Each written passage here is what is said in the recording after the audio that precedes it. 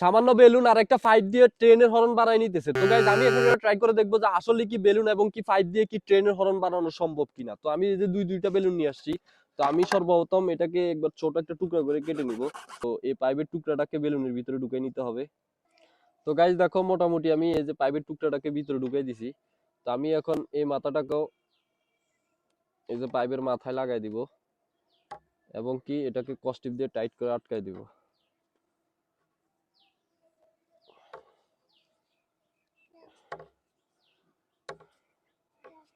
ওকে, এবং কি এটাকে এভাবে ব্যান্ড করে দিতে হবে। এভাবে ব্যান্ড করে দিয়ে এটাকে আবার টাইট করে এটার সাথে অ্যাডজাস্ট করে লাগাই দিতে হবে। তো আমি এটাকে টাইট করে লাগাই নি।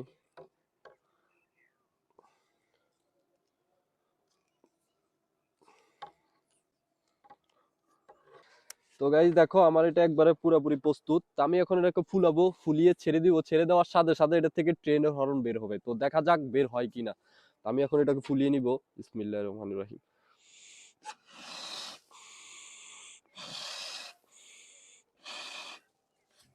তো গাইস আমি এখন ছাড়বো, ছাড়ার সাথে সাথে ট্রেনের হর্ন বাজবে। তো দেখা যাক। রেডি, 1 2 3।